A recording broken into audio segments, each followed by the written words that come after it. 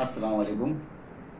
मैं शहादत खान, सीरत कमेटी अध्यक्ष, उमरखेड़ शहर के सभी मुसलमान भाई, सभी नगरवासी ये को ये इत्तला देना चाहता हूँ कि कल मंगल 9 सितंबर 2025 जिस दिन जुलूस आम निकलने की तैयारियां हो चुकी थी, लेकिन कायदा और सुव्यवस्था को देखते हुए गोपनीय माहिती इस तरह से पुलिस डिपार्टमेंट को हासिल हुई है कि कुछ तो भी कायदा सुव्यवस्था बिगड़ने की दाट शक्यता है।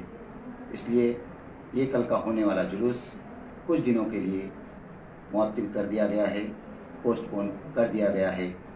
इंशाअल्लाह बहुत जल्द आप सभी को अगली तारीख ऐसे ही इत्तला दी जाएगी और आप सभी की सामने अगली तारीख तय की जाएगी।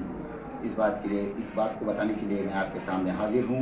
कल कोई भी किसी भी तरह की डीजे की परमिशन नहीं है, परमिशन पोस्टपोन कर दी गई है। इस बात की सभी खबरदारी लें और कोई भी किसी तरह से फसाद में ना गिरे, ना किसी की बातों पर कोई अफवाह पर ना कोई यकीन करें।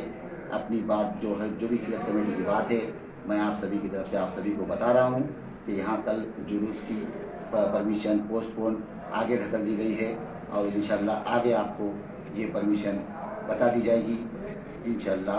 चलिए, मी पोलीस निरीक्षक शंकर पांचाळ, पोलीस ठाणे उमरखेड येथील आणि परिसरातील सर्व मुस्लिम बांधवांना निवेदन करतो की उद्याला दिनांक 9 सप्टेंबर 2025 रोजी मुस्लिम बांधवांतर्फे निघण्यात येणारी ईद ए मिलाद निमित्तची मिरवणूक मुस्लिम बांधव, काही पदाधिकारी आणि सीरत कमिटी यांच्यामध्ये मिरवणुकीच्या अनुषंगाने मतभेद निर्माण झाले।